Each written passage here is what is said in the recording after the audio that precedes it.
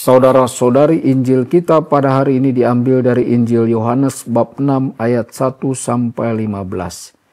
Pada waktu itu Yesus berangkat ke seberang danau Galilea, yaitu danau Tiberias.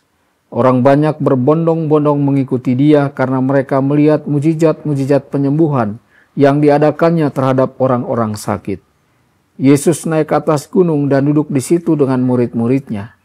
Ketika itu Paskah, hari raya orang Yahudi, sudah dekat.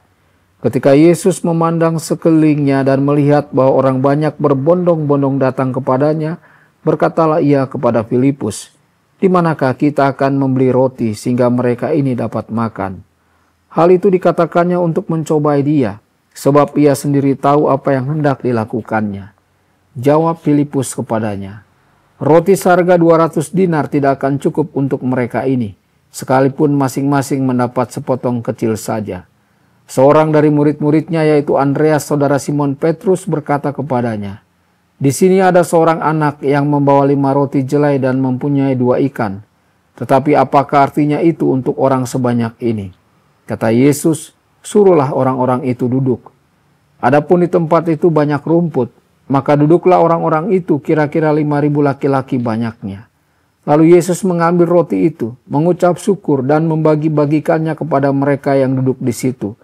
Demikian juga dibuatnya dengan ikan-ikan itu sebanyak yang mereka kehendaki. Dan setelah mereka kenyang, ia berkata kepada murid-muridnya, "Kumpulkanlah potongan-potongan yang lebih supaya tidak ada yang terbuang." Maka mereka pun mengumpulkannya dan mengisi 12 bakul penuh dengan potongan-potongan dari kelima roti jelai yang lebih setelah orang makan. Ketika orang-orang itu melihat mujizat yang telah diadakan Yesus, mereka berkata, "Dia ini benar-benar nabi yang akan datang ke dalam dunia." Karena Yesus tahu bahwa mereka akan datang dan hendak membawa dia dengan paksa untuk jadikan raja, ia menyingkir lagi ke gunung seorang diri. Demikianlah sabda Tuhan. Terpujilah Kristus.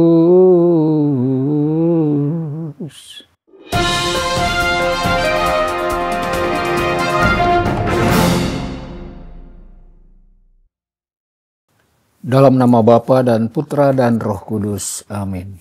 Saudara dan saudari terkasih dimanapun Anda berada, jumpa lagi dengan saya Romo Tedens dalam saluran Warta Kabar Sukacita.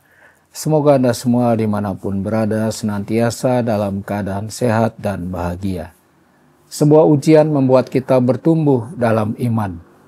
Jelas sekali bahwa para murid Yesus tidak memiliki sarana untuk menolong orang-orang dalam Injil hari ini keluar dari kesulitan mereka, baik dalam bentuk uang tunai yang tersedia maupun menemukan pasar terdekat yang cukup besar untuk memberi makan orang banyak itu. Namun kitab suci berkata, ia mengatakan hal itu untuk mencobai mereka. Injil hari ini mengingatkan kita bahwa Tuhan dapat membuat masalah kita menjadi begitu besar dan menyedihkan untuk menunjukkan kuasa-Nya.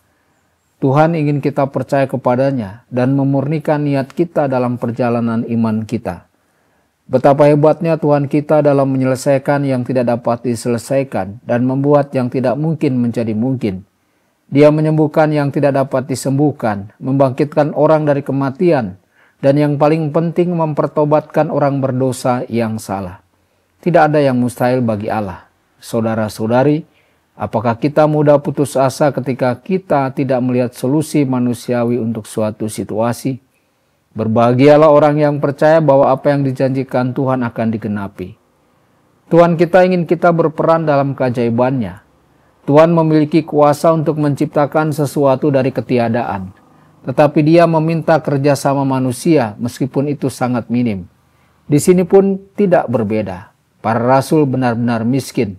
Mereka hanya dapat membawa 5 roti dan 2 ikan kepada Tuhan kita dari seorang anak laki-laki yang mereka temukan di tengah kerumunan orang banyak.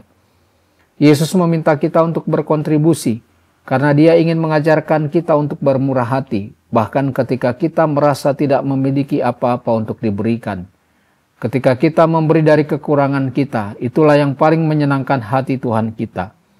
Kemiskinan tidak pernah menjadi alasan untuk tidak bermurah hati dalam melayani dan bekerja bagi Tuhan. Mujizat ini membuktikan kepada kita bahwa Tuhan kita selalu murah hati. Saudara-saudari, Tuhan kita secara perlahan-lahan mempersiapkan para rasul dan murid-muridnya untuk pengajarannya tentang kehadiran sejati dalam Ekaristi. Dia harus memurnikan hati mereka dan memangkas keterikatan pada hal-hal duniawi, agar mereka dapat menerima ajaran yang sulit tentang kasih-Nya yang memberikan dirinya yang ditemukan dalam Ekaristi.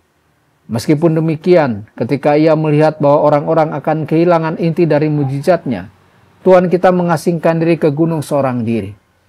Terkadang Tuhan kita menghindari kenyamanan dan penghiburan dari kehadirannya dalam hidup kita, karena kita salah menafsirkan makna dan tujuannya. Tuhan Yesus memberkati dan menyertai Anda semua. Sabda Allah adalah kebenaran. Sabda Allah adalah kehidupan. Mari kita mencintainya, mari kita menghayatinya. Ya Tuhan yang ku muliakan, sabdamu angkat resahku.